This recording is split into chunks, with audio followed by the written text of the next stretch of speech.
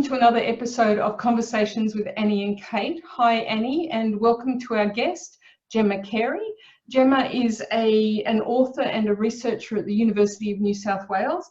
She has written for The Guardian, Meanjin, Canberra Times, and she's also been on radio and NPR. And as a writer, her goal is to capture hard life experiences, grief, loss and trauma, and turn them into something beautiful. So welcome, Gemma, and probably the most important thing, what are we drinking? Thank you for having me, and I'm drinking a gin cocktail. Nice. What sort of gin do you have, Gemma? I've got Poor Tom's, which is a Sydney gin. No, that's a good gin. I like Poor Tom's. So I have a very tasty, I just took a sneaky sip of it, a Tasmanian Syrah. I didn't know Tasmania did Syrahs. This is an interesting moment. It's very tasty. Oh, that's good. And I've got gin and tonic, Bombay Sapphire. A good stalwart of a gin. And mercifully, because I'm not in the office, I don't have to drink that last can of Gordon's gin and tonic that is still in the fridge. It must have been there for about 4 weeks now, Kate. Yeah. I was in yesterday and I saw it there and I was like, yeah, I don't want to drink that. Well, look, it's in a can. It's not going to go off. Precisely. Go there. I'd totally go there. You never know when you're going to need an emergency gin and tonic in the office. I think it should stay there for a while. Actually, an emergency gin and tonic kit is a really good idea. I feel like almost every gin and tonic is an emergency gin and tonic in my life, but anyway. Well, it was this afternoon. We had drinks for some colleagues who were leaving us, and I was really glad to have a drink at 4 o'clock today. There's no judging in 2020. It's what I keep saying to people when they disclose their like secret shames to me. I'm like, we don't judge in 2020. You do what you got to do to get through. I think that's a really admirable attitude. Yeah. It is. And can I get you to just ring me in the morning, Gemma, with that? Make sure that I don't feel so bad that I'm just wearing my stretchy pants for another day in a row. I'm wearing a onesie right now. Good work. It's no judgment in 2020. We need to make that a soundbite that we carry around on our phones with us, something. Great. Annie, do you want to go first with one of the questions? I do. I was going to go with something very, sort of sensible and laudable, but I'm actually going to go with one of, and this is turning out to be, I think, one of the most interesting questions that we've asked to some of our previous podcast guests, which is, what is the one thing that you've done that you will never do again? Oh, Jesus. Just one. Oh, I feel like you should have sent this to me in advance so I could mull over the multitude of options. All right, you can give the top 3 if you'd like. I might go with my top 3. Okay. I would not jump off a 25-foot bridge and break a rib. Okay, there's a story we're going to ask a question about again later. I would try not to find out my 70-year-old father was sleeping with a 28-year-old. Okay. And I would try not to leave a job at university in a giant blaze of glory. Ooh, I think I want to follow up on that one most. What was the blaze of glory? What happened? Oh, how public will this be? I will not name names and I will not name the university.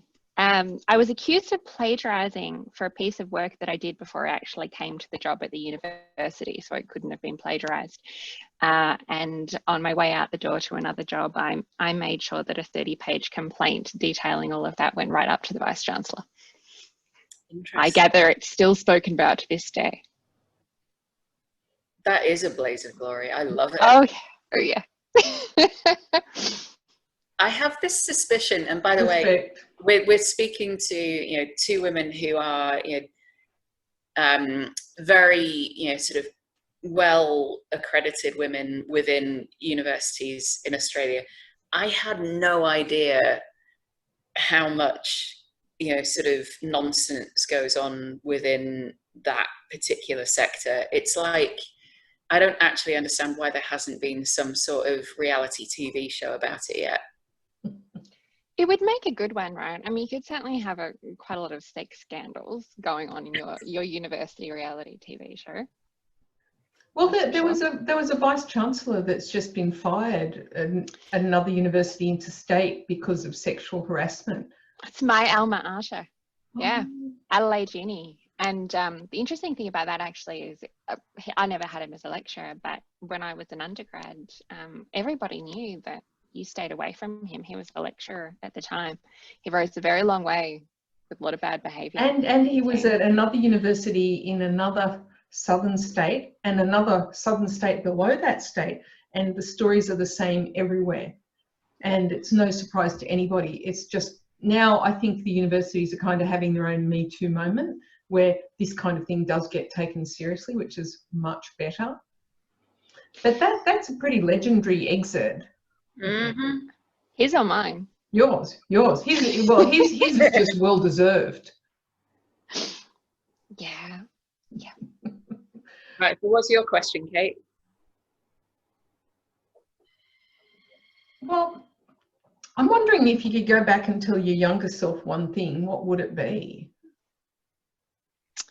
That's one I've actually thought a lot about, and not to be blatantly kind of publicising my own work, but I think you both know that I had a memoir come out this week.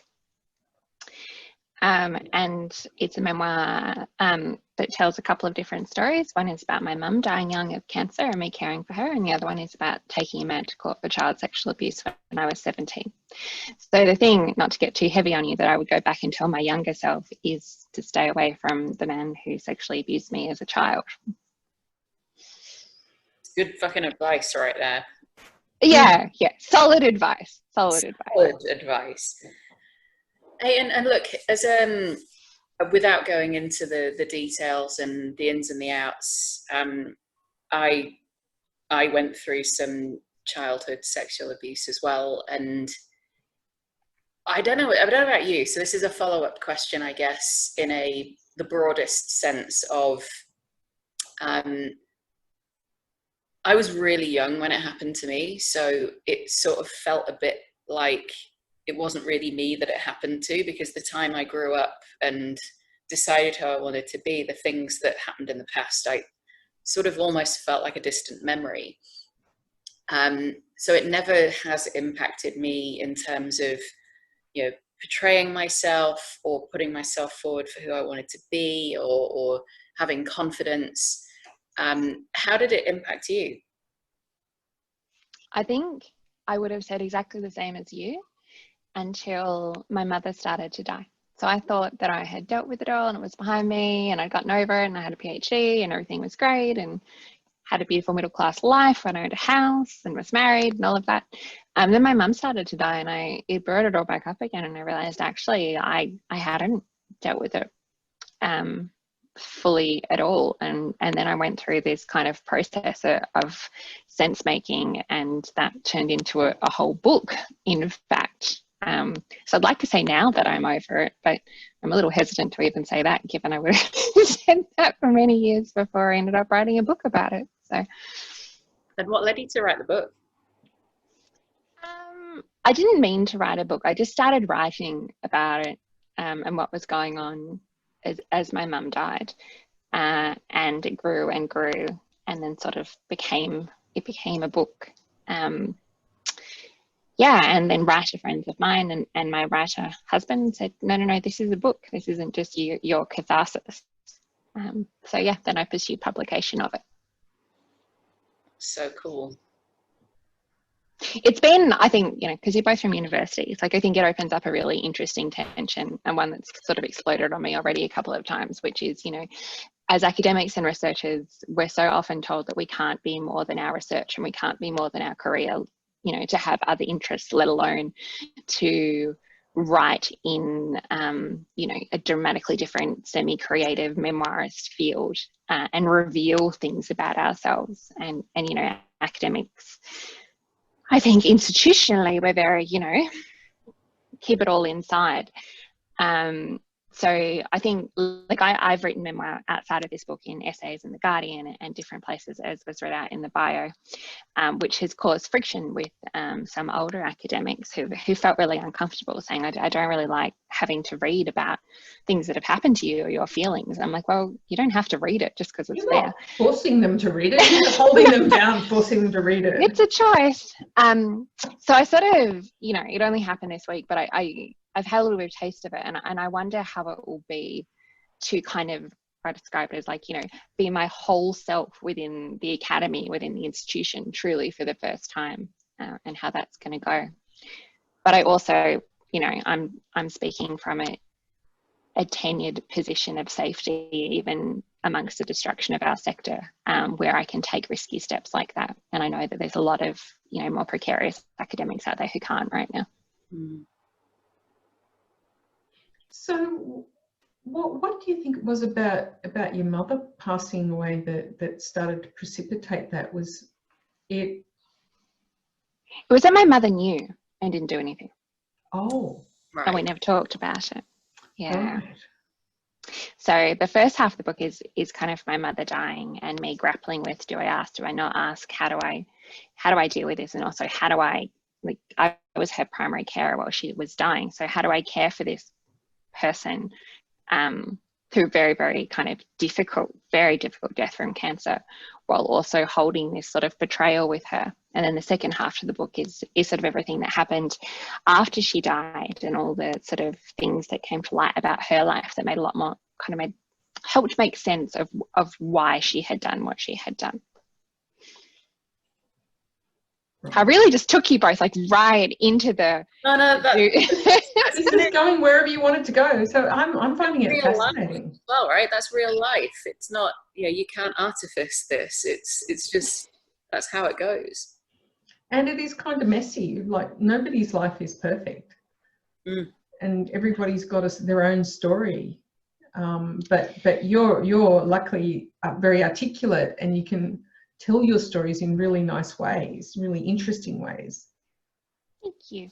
I think as well, like I hope that there's, you know, an extra bit of, I don't know, power is not the right word, but something like that, about having successful women tell stories that are, you know, that they've been through trauma and it's been messy. And like, I talk a lot in the book about, like, you know, I've been a real fuck up at points in my life as well.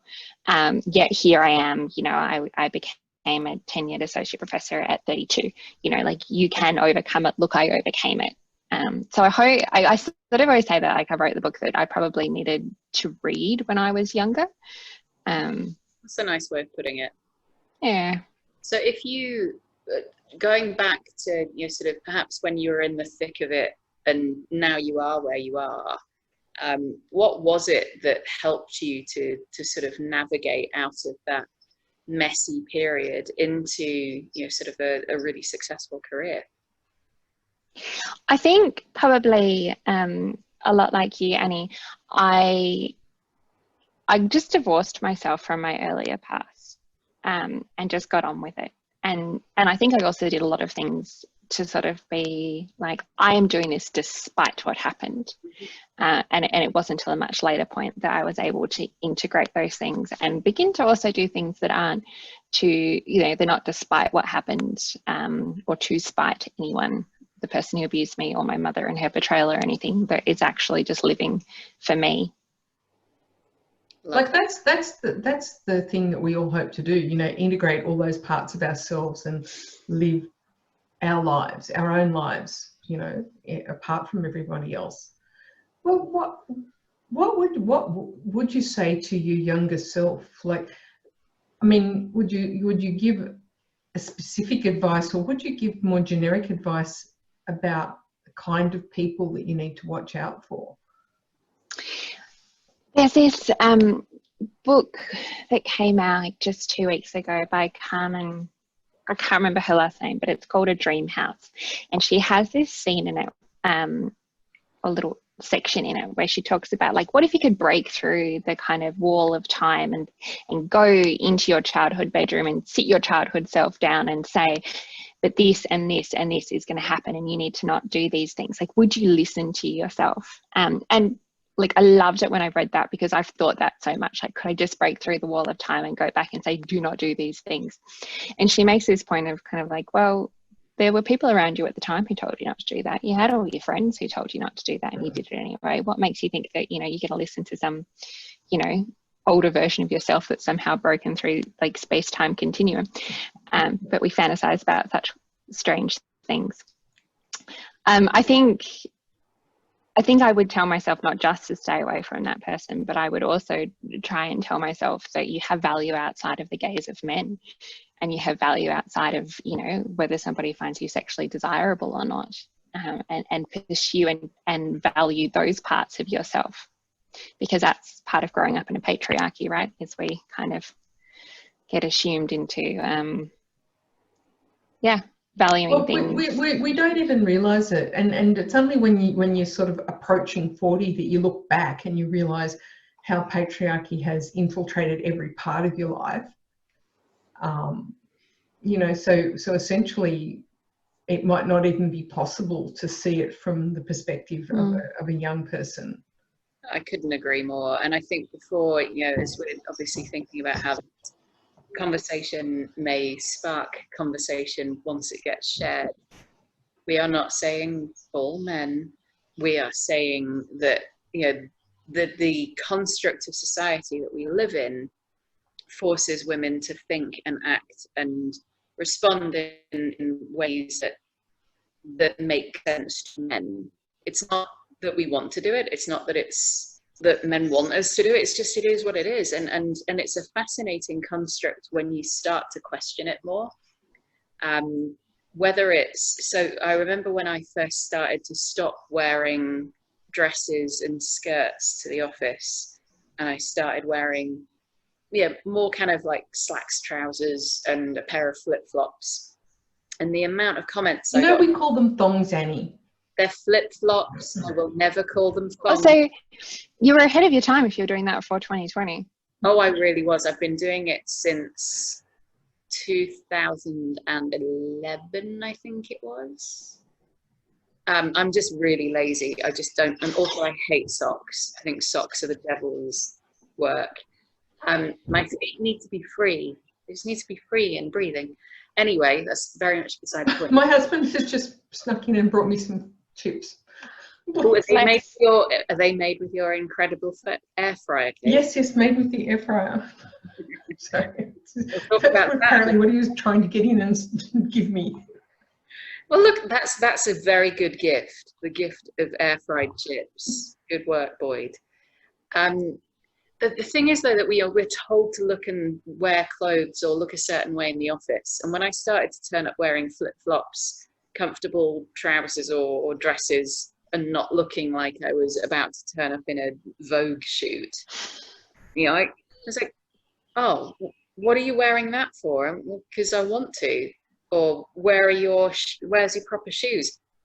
These are actually, compared to, you know, not wearing anything on my feet at all, they're still shoes. They may still be flip-flops, which possibly some people may not consider office wear. I do.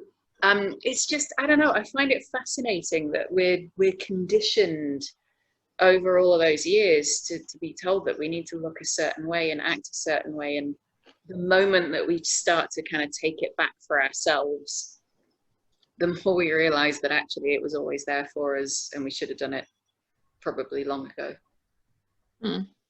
I can remember when I stopped wearing dresses. It was 1999. And I thought, I'll just wear jeans until someone tells me to stop. No one's ever told me to stop, so I'm still wearing jeans to work. It wasn't 2000, it was 2001. I remember now. I went on holiday. I did my 6 or 7 months around the world with my best friend. We did New Year in the Galapagos Islands, came back, it would have been March or April of 2000, and my marketing director looked at me 2 weeks before I was meant to come back. I'm still in a pair of flip-flops and a summery dress and a big jumper because it's March in England. And she's like, Annie, it's the office. You're coming back next week. I expect you to look the part. I went, do you want me to come back or do you want me to wear good clothes? And she went, good point. You can just come back, wear what you like. So I did. Look the part. What is the part? No, it's a good point though, right? Because it's a construct that makes no sense. And I rocked up that first next week or whatever it was, the first week I went back, wearing flip-flops and a kind of a normal skirt and a top, and literally no one batted an eyelid. So, it requires a few people to perhaps be a little bit unusual or difficult or buck the rules. So I guess, question for you, Gemma, what are some of the ways that you've tried to buck the system and change the rules so that it makes a difference for others coming behind you? I think I'm a little bit the opposite of both of you in that I do wear dresses to work still. But the challenge that I've often had as a woman in academia and in, with a kind of public, needing to kind of perform publicly, is I get told a lot, make your voice deeper, make yourself bigger. And I don't know if you can tell on camera, I am a small person. How do you make yourself bigger? And so I can't. Yeah, like how do I take up more space? Well, I kind of physically can't. This is just my max. This is as much as I have. And I even got to the point of nearly taking voice coaching to lower my voice. And I was like, you know what? And I think I was probably 30 at the time. And I was thinking, I can be small and squeaky and fucking kick ass, and everyone's just going to have to deal with that. And I cannot change the body I was born into to fit into society's expectations. You're just going to have to accept that a small squeaky person can also be intelligent. The funniest moment I ever had about that was I got off stage giving a keynote once, and this man came up to me and he said, I've read all of your work and I expected you to be bigger. What? They're obviously big ideas, really big ideas. Yeah, I write like a big person. Like, what the fuck even is that? So, but that's kind of the stuff that we fight against. Is this thing of the default human is male, the default person has a lower tone of voice.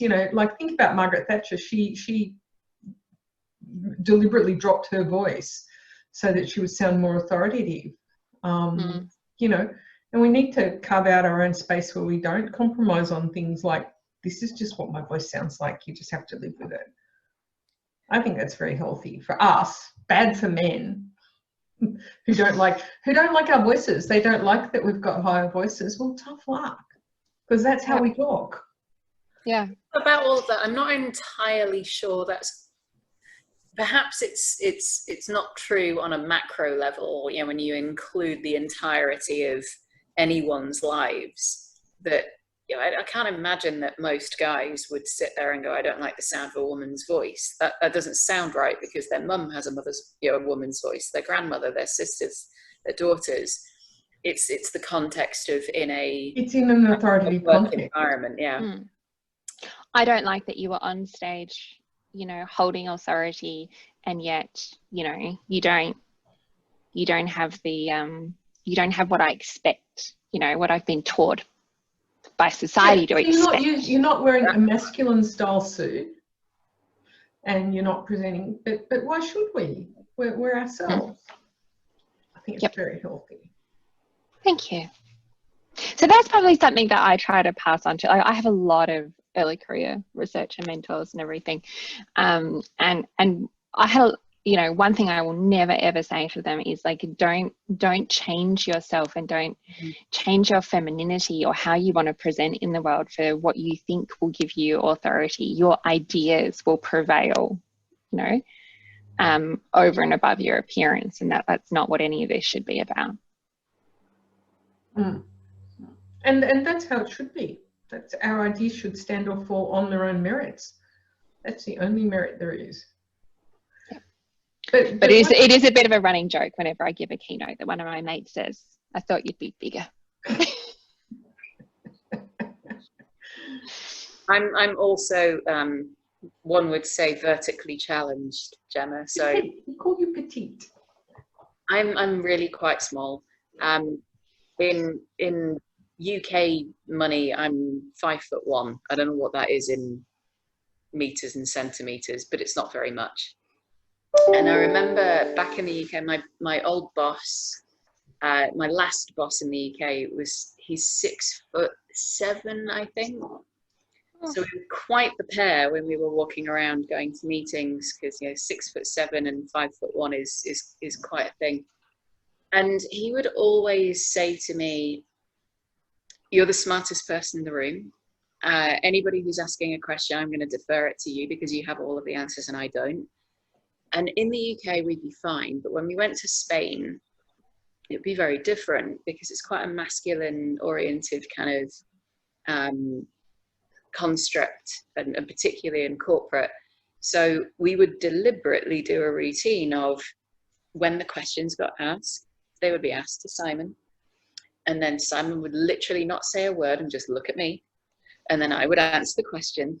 And then we would try and see how long it would take before the room realized that they needed to ask me the questions versus asking him. And it took a long time. So, the scenarios that you're describing don't just exist in university land, they exist in far too many places, sadly. I don't doubt it. I think one of the great gifts when I walk outside of university, where, in university, everyone is a doctor and everyone isn't a professor and blah, blah, blah. But I work a lot with government, and having the title from the university, at least, not always, but sometimes, can really help with that authority challenge of being, and I also look a fair bit younger than I am. So that can really help, I think, push back against that, at least in those contexts. So when you look for the future for yourself and for the things that you're trying to champion for, what does the future look like for you, Gemma? I feel like that was, we've all got a different question in 2020, different answer to that question in 2020. I think, my answer now is, how do I keep creating pathways, and how do I keep wonderful, talented young academics and researchers in the system? So my focus has shifted a little bit away from where before I was a bit more like, let's challenge the structures of institutions, to more of a mother hen thing of how do I keep you all surviving in this, which it's a bit unfortunate, because I think, one of the things, and not just in universities, we've seen it everywhere, but the first thing that goes out the window when we have a budget crisis, like what COVID recession has brought on, is equity goes out the window. Mm-hmm. So, part of the fight is to not let the equity measures of 20 years that we've fought for get washed out the drain in the first budget cut. But also the split of energy has shifted from I can put a fair bit of attention on trying to change that system, to how do I just keep 15, 20 ECRs from falling out of the system because they're brilliant, and the world can't afford to lose them from research either. And I think that's a sort of an interesting angle, because it's kind of separate from the institutional infrastructure to support diversity. It's actually what's happening in their homes now. So if they have children, then if they're female, all of the childcare is probably mostly falling on them, and the homeschooling and all of that stuff is inequitably falling on the women, and that's going to be a real problem for their research outputs and stuff. And trying to find a way to navigate that, because you can't just solve that very easily, because it's a COVID related problem. Someone on Twitter said, You know, if I could do anything, you know, I'd love to just give all of my staff a housekeeper. And that's how I feel too. Like you're probably both experiencing it too. And I'm sure people in lots and lots of industries are, where you're responsible for a cohort of people as their kind of their manager. And you want to take away all the stress and distress about their daily lives and their careers in this situation. But you're really, really limited in what you can actually do. I would love to give them all a housekeeper. I'd love someone to give to me a housekeeper to get through this. But we can't do that. And so it's been a kind of, yeah. And that's, you know, I don't know how much you want to focus in on just the academic environment, but, you know, I think a really serious question that I'm asking myself, and I wonder if other academics are asking themselves, is what is it morally responsible at this point to take on PhD students who want an academic career if we're just kind of, you know, going to let them fall off a cliff? And I don't have an answer to that, but that's something that I've been grappling with over maybe the last sort of 3 or 4 months. If we've really seen the very targeted ideological attack on the sector is, you know, do I hang on to the ones that I've got under my wings at the moment and I think I can look after them? And yeah, what do we do from here? Well, you know, higher education is very much under attack at the moment, and I think we as a society are going to need to ask some really hard questions about whether or not we really value the future and education's role in innovation or not. As a country, you know, as a country, we've gotten by because we're lucky, and I think we're at risk of destroying a whole higher education sector. The whole university sector will be reshaped, and it won't be what we knew it to be.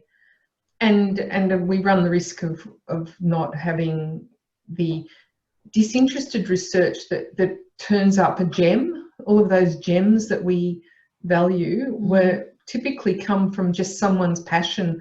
They weren't funded for it, you know, they've just got a job that gives them lab space to do what they're interested in, and they can do it. And I think we run the risk of killing that off and trying to make job machines. And look, I'm part of that process right now, right? Where I've had to say to my research team, I need you to hate this word. This is the 2020 word. I need you to pivot to income generation. Like I promise we'll get back to ideas and to, you know, writing papers and all of that beautiful, I call it creative work in academia. But right now I need to make sure all of you stay employed. And it kind of breaks my heart a bit to have to do that. But here we are. Yeah, well, 2020 was not what any of us expected. No. Nope, not at all. Now, one of my final questions for you, Gemma, is kind of, how did you get into academia in the first place?